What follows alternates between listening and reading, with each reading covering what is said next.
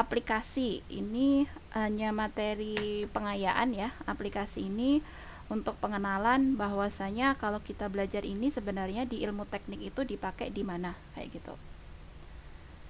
Nah, salah satunya yaitu digunakan pada model osilator harmonik. Apa itu model osilator harmonik? Ini ada gambar yang saya ambil dari bukunya Green Brick. Di sini ini ada suatu pegas yang diletakkan pada suatu bidang horizontal. Kemudian pegas tersebut dikait dengan suatu benda yang bentuknya seperti ini. Nah, maksudnya pegasnya diletakkan pada bidang vertikal. Kemudian di ujung sini dia dikaitkan dengan suatu benda yang memiliki massa sebesar M. Kemudian nanti ketika benda ini saya tarik ke sana, maka nanti dia akan mengalami perubahan posisi. Nah, model perubahan posisinya di sini dinotasikan dengan fungsi xt kayak gini. Nah, kemudian nanti secara matematis dia dirumuskan di persamaan 3.73 kayak gini. Jadi fenomena osilator harmonik ini dimodelkan dalam bentuk matematik, bentuknya seperti ini. Nah, kita tahu ini merupakan persamaan diferensial orde 2 yang dia tidak homogen. Dengan di sini ada koefisien dari x double aksen ini adalah m ini merupakan massa, kemudian c di sini itu adalah koefisien damping, kemudian k ini adalah koefisien atau konstanta kekakuan pegas, dan persamaan diferensial orde 2 ini tadi dia memiliki nilai awal yang seperti ini kayak gitu.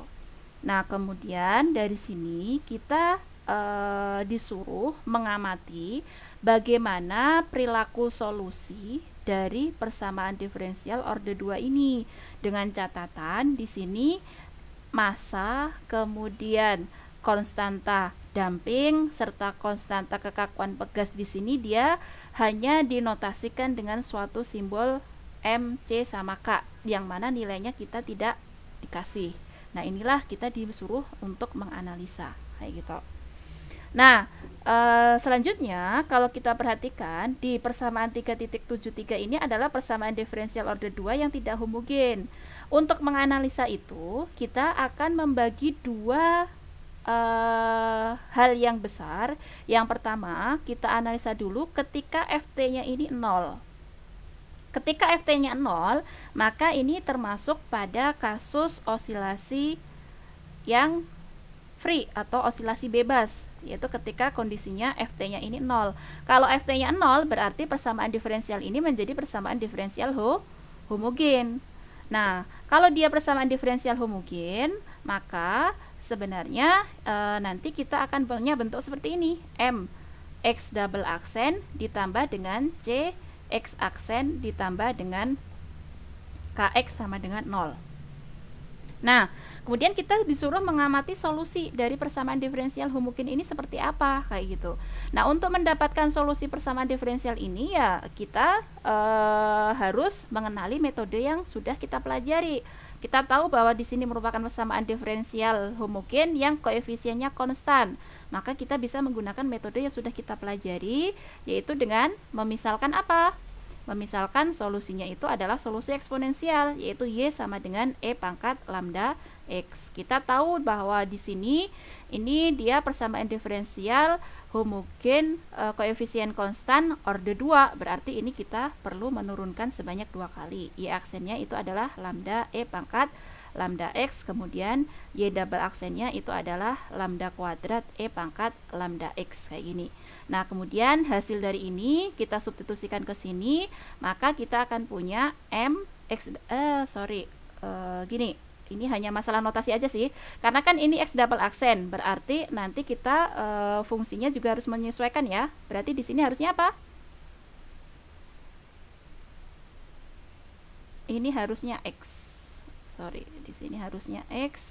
Kemudian ini karena di sini kelihatan ft gitu ya, berarti ini variabel yang di sini nanti t.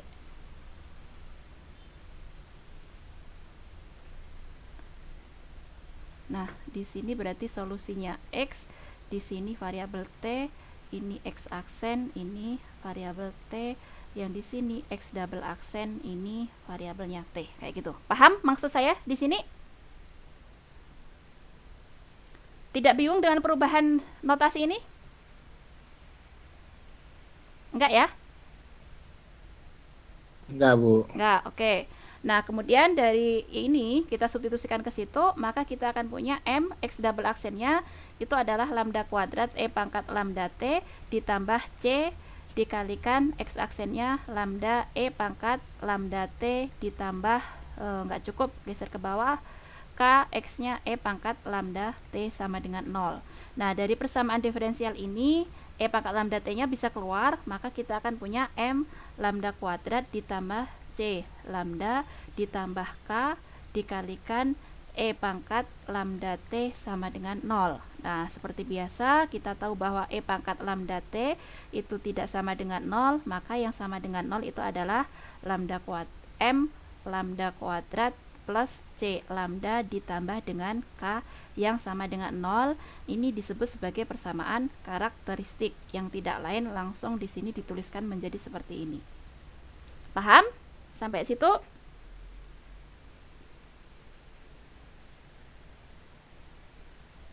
Paham gak? Paham, Bu. Oke. Selanjutnya, dari persamaan karakteristik ini, kita harus mencari akar-akar dari persamaan karakteristik. Nah, di sini kita tidak tahu nilai dari M ini kayak gimana, nilai C-nya seperti apa, nilai K-nya kayak gimana. Kita hanya dikasih tahu bahwa masing-masing M, C, sama K ini adalah suatu konstanta, bilangan real, kayak gitu. Maka dari sini kita bisa menggunakan rumus, apa ini kalau di SMA? Rumus ABC ya? Ya, rumus ABC. Enarnya kayak gitu. Berarti untuk mendapatkan lambda 12 ini ya, lambda 12 ini adalah min C, yaitu di sini di plus minus akar C kuadrat min 4 MK. Berarti MK di sini dibagi dengan 2M. Oke, dari sini paham kan ya harusnya? Paham. Nah, selanjutnya dari sini kita analisa nih, karena di sini C, M sama K ini adalah suatu konstanta, maka kita bisa eksplor banyak hal di sini ketika kita tidak dikasih nilai. Yang bisa kita lakukan di sini, yang pertama, C-nya sama dengan 0. C sama dengan 0 ini disebut sebagai undamping.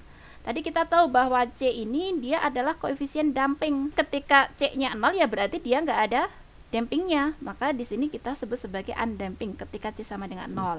Nah, ketika C sama dengan 0, C sama dengan 0 kita substitusikan ke sini.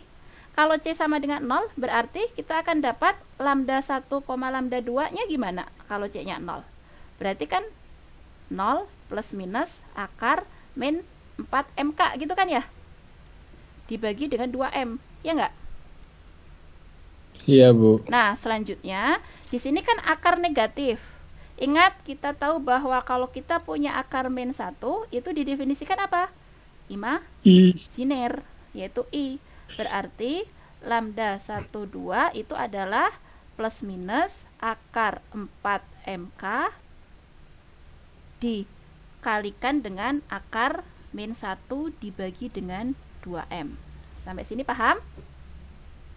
Paham, Bu. Nah, selanjutnya dari situ kita punya lambda 12 itu sama dengan 2M ini masuk ke dalam situ, masuk ke dalam akar. Berarti apa yang terjadi? Akar min 1 kita ganti dengan I. Berarti ini sama saja dengan 4MK dibagi dengan 4M kuadrat. Iya enggak? Iya. Nah, berarti sampai sini kita punya lambda 12 itu adalah plus minus I akar dari ini kan kecoret. Yang ini nanti ini tinggal K per M. Ya enggak? Iya, Bu. Nah, dari situ kita punya lambdanya ini. Kayak gitu. Nah, sekarang biar kita tidak ribet dengan notasi ini I akar K per M, Maka di situ kita langsung saja menyebutkan bahwa si akar K per M ini kita notasikan dengan notasi lain, yaitu omega di sini. Maka itu ditulis omega. Nah, kalau akar K per M itu omega, berarti yang di sini jadi apa? Plus minus I dikalikan omega, gitu kan ya? Iya, Bu. Nah, berarti di sini kita punya lambda satunya itu adalah plus ya, I omega, kemudian lambda 2-nya itu adalah IW. min omega I, atau ini omega I, kayak gini. Seperti itu? Iya. Nah, kita tahu tadi kalau kita punya dua nilai akar karakteristik, ini sama atau beda? Beda. Beda. Berarti kita bisa membentuk X1T itu adalah apa? E pangkat lambda 1T. Berarti gitu kan ya? Berarti apa? E pangkat omega I. Kemudian X2T-nya sama dengan apa? E pangkat lambda 2T. Berarti kita punya apa di situ? E pangkat min omega I. Nah, Itu berarti kurang T nggak, Bu? oh ya, sorry, T. Ini ya. Ini atas juga. Iya. Oke. Nah, berarti dari sini kita memiliki himpunan X1, himpunan fungsi X1 dan X2 yang gimana? Bebas linier. Kalau bebas linier berarti kita bisa membentuk solusi dalam variabel T, yaitu apa? A ditambah A itu konstanta, X1 ditambah dengan B X2, tidak lain X1-nya ini dan X2-nya itu, maka kita punya solusi ini. Paham sampai situ? Paham, Bu. Oke, lanjut. Ingat pada awal-awal kita mempelajari tentang solusi suatu persamaan diferensial, kita punya rumusan dalam matematika itu ini. Nah, artinya berarti yang tadi kita kerjakan, solusinya bisa dituliskan ke dalam bentuk yang lain kan? Mana tadi ya? Iya.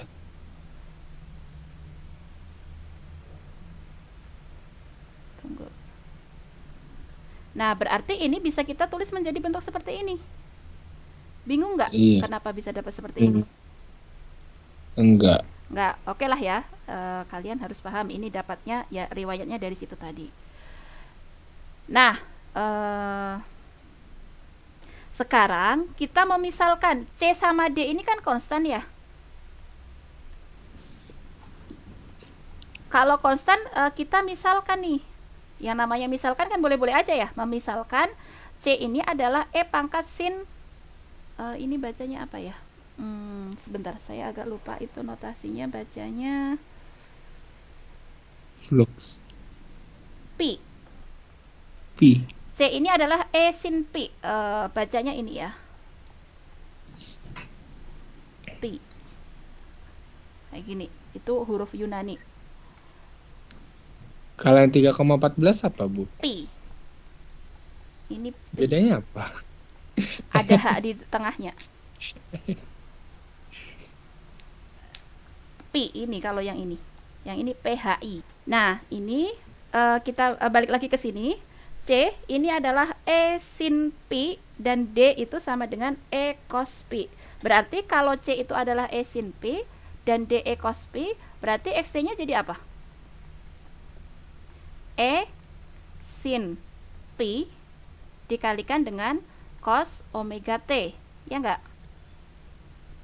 Iya, Bu. Ditambah dengan D-nya itu adalah E cos Pi dikalikan dengan sin omega T. Paham? Paham, Bu. Oke, lanjut.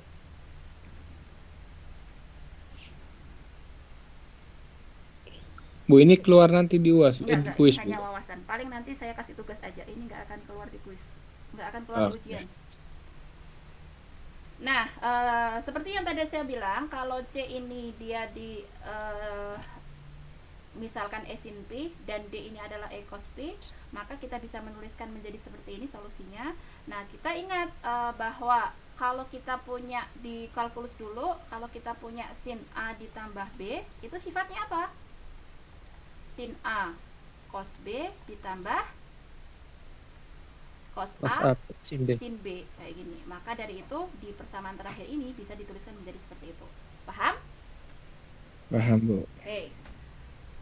Selanjutnya, tadi kita tahu bahwa si C itu adalah E sin P. Kemudian D itu adalah E cos P. Artinya, kalau saya buat C kuadrat ditambah D kuadrat, ini sama saja dengan C-nya ini. Berarti sama saja dengan E kuadrat sin kuadrat P ditambah dengan D. D-nya E kuadrat cos kuadrat P. Nah, berarti ini C kuadrat ditambah D kuadrat, ini sama-sama mengandung E kuadrat, berarti E kuadratnya bisa keluar. Ini dikalikan dengan sin kuadrat P ditambah dengan cos kuadrat P. Ini berapa? 1. Berarti C kuadrat ditambah D kuadrat sama dengan E kuadrat. Artinya E itu adalah akar dari C kuadrat ditambah dengan D kuadrat. Tidak lain adalah ini. Paham?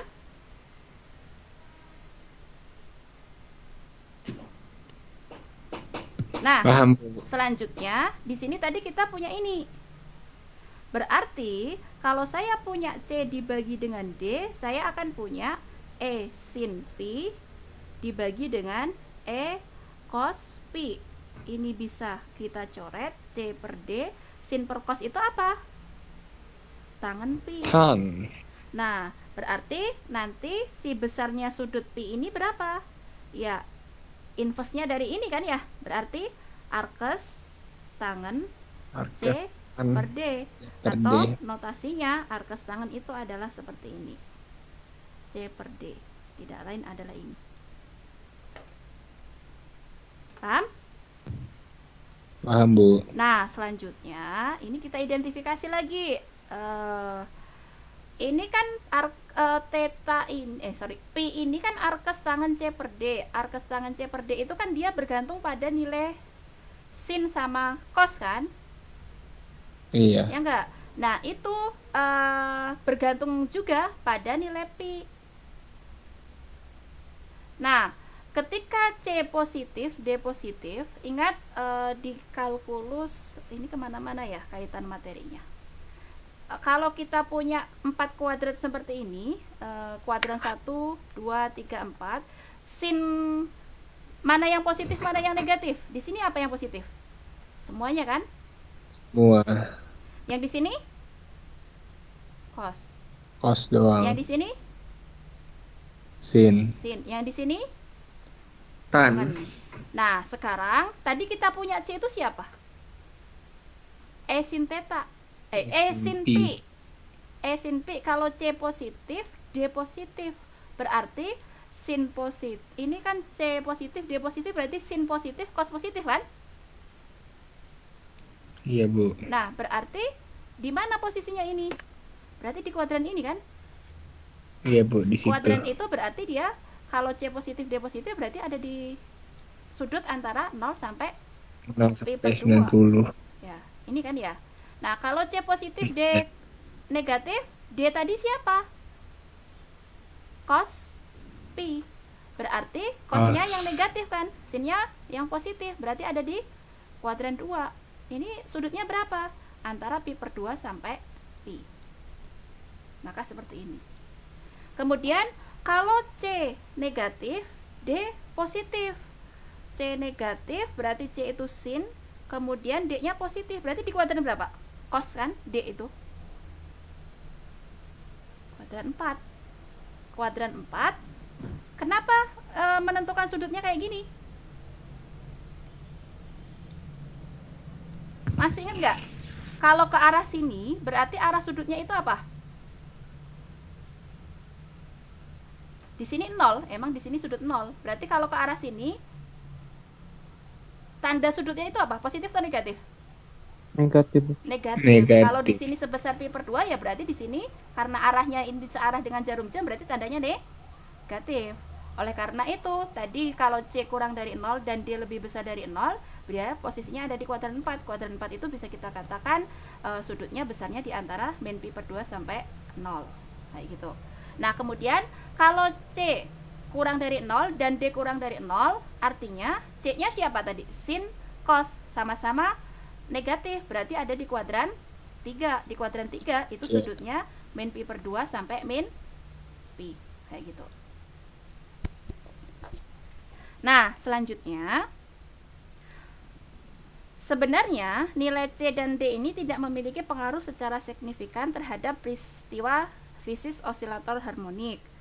Nah, kemudian dari persamaan 382 ini tadi ini ya. Ini kan sebenarnya solusi ya. Solusinya itu lebih sederhana kita sajikan ke dalam bentuk ini. XT sama dengan E sin omega T ditambah pi. Saya tulis lagi aja di sini. Solusinya tadi adalah XT itu sama dengan E dikalikan dengan sin apa tadi? Omega T ditambah dengan pi. Gini kan ya? Ya. Nah, ini kita akan lihat perilakunya kayak gimana. Nah, tadi di awal di masalah osilator harmonik ini dia memiliki nilai awal. Nilai awalnya apa? X0-nya ini sama dengan X0. Kemudian X aksen 0-nya itu sama dengan X aksen 0. Kayak gini kan ya? Nah, sedangkan tadi di awal kita memiliki solusinya dituliskan ke dalam bentuk yang seperti ini kan? Nah, berarti artinya tunggu ini agak ini ya. Ini tadi di awal solusinya itu sebelum yang bentuk lebih sederhana ini kita punyanya XT itu sama dengan C cos omega T ditambah dengan D apa di situ? Sin omega T. Sin omega T. Nah, tadi kita punya nilai awal ini, berarti X0 itu sama dengan C besar cos 0 gitu kan ya? T-nya disubstitusi 0 ditambah dengan sin 0. Nah, X0 ini tadi nilainya berapa? Ya, X0 itu sendiri, yaitu berapa? C cos 0. Cos 0 berapa? Cos 0 berapa? 1. 1. Berarti ini C sin 0. 0. Berarti ini D dikalikan 0. Berarti dengan demikian C ini sama dengan X0. Tidak lain adalah ini. Paham? Pasti bingung. Intinya ikutin dulu Paham, alurnya Bu. ya. Ikutin dulu aja alurnya. Nah, kemudian ini gimana? X aksen. Tadi kita punya solusi ini. Berarti kalau X aksen T, kalau saya punya XT-nya kayak gini, berarti X aksennya jadi apa? Turunannya apa ini? Turunan cos omega T apa? C-nya pasti ngikut, omega-nya pasti keluar gitu kan ya? Turunan cos apa? Min Min sin. sin, Min berarti min sin omega T. Ditambah yang di sini D-nya pasti ikut, turunan sin omega, omeganya nanti keluar, turunan sin apa? Cos. Cos T. Nah, sedangkan tadi nilai awalnya ini, berarti kita punya X aksen 0 sama dengan min C omega sin 0 ditambah omega D cos 0. Ini pasti akan 0, gitu kan ya? Yang 0. ini diketahui X0 aksen, yang di sini diketahui cos 0-nya 1, berarti omega D. Dengan demikian, nilai D-nya berapa? X0 aksen per D. Tidak lain, sorry, ada yang miss. D-nya itu sama dengan, kok aneh ya? X10 per W Per omega. per omega. X10 aksen per omega. Per omega. Oh ya, benar Iya. ya. Benar ya. Di sini kan kita menyorot X0-nya ya. Berarti Iya. X0 aksennya itu sama dengan omega D. Tidak lain ini. Oke, seperti itu. Paham? Paham, Bu. Oke, selanjutnya eh, kita punya di sini C-nya ini X0 dan D-nya itu adalah X0 aksen per omega, maka tadi solusi yang di sini, solusi X aksen 0 ini tadi solusi umumnya kan ini. Sampai bingung. Solusinya ini berarti C sama D kita substitusikan ke sini akan menghasilkan itu. Paham?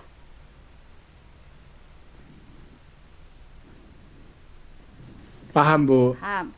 Nah, selanjutnya dari sini kita bisa memandang bahwa solusi ini tadi kita bisa pandang ini dan juga kita bisa memandang melalui sisi ini. Karena ini bukan solusi yang berbeda ya, tapi ini sama-sama solusi. Tujuannya apa? Tujuannya yang ini nanti akan memudahkan kita untuk menggambar solusinya. Jadi kita bisa mengidentifikasi berapa amplitudonya, berapa periodenya. Nah, apakah kalian paham dengan amplitudo itu apa dan periode itu apa? Paham, Bu. Paham. Oke. Selanjutnya, kalau solusi dari persamaan diferensial ini kita gambarkan di dalam bidang XY, ini kelihatan nggak ya? Saya zoom coba. Nah, kalau solusi ini tadi kita gambarkan dalam bidang XY, untuk memudahkan gambarnya kan sebenarnya bisa kita lihat dari sini aja ya. Nah, ini kita punya fungsi dasarnya. Kalau kita di kalkulus dulu belajar, kita punya fungsi dasarnya itu adalah sin omega t. Nah, kemudian dari fungsi ini digeser sejauh theta, ya berarti nanti kita tinggal geser-geser di sini nih. Sebentar, fungsi dasarnya bukan ini. Fungsi dasarnya xt itu sama dengan sin t. Nah, berarti padahal gini kita punyanya dia apa? Sin omega t ditambah dengan seperti ini, gitu kan ya? Berarti ini bisa kita tuliskan ke dalam bentuk sin t ditambah dengan ini dibagi dengan omega. Nah, berarti ini kita lakukan pergeseran sejauh berapa? Sejauh pi per omega. Ke arah mana? Kiri. Ke arah kiri. Nah, dari fungsi ini kita geser ke arah kiri. Nah, di sini kan awalnya kita punya ini kayak gini ya. Kemudian dia digeser ke arah kiri sejauh ini, kayak gitu. Nah, selanjutnya E ini ya dia faktor pengalih dari fungsinya ini aja, dia akan naik ke arah sana, kayak gitu aja ketika dikalikan dengan E, kayak gitu. Nah, dari fungsi xt sama yang ini tadi, kalau kita gambarkan ke dalam bidang XY dengan teknik kalkulus, kita akan mendapatkan seperti ini solusinya. Artinya apa? Kalau tadi ini adalah solusi yang kita peroleh dari persamaan, apa tadi persamaan model osilator harmoniknya? Yaitu M X double aksen ditambah C X aksen ditambah dengan K X aksen dengan sama dengan FT, dengan catatan tadi FT-nya sama dengan 0. Itu adalah solusinya seperti ini, periodik sepanjang waktu. Jadi dia periodik sepanjang waktu dengan amplitudo sebesar E, yang mana catatan E-nya tadi adalah dari sini. Kemudian periodenya itu adalah 2pi per omega, kayak gitu. Nah, dia periodik terus sepanjang waktu, ya solusinya pasti akan bergelombang kayak gini terus, kayak gitu.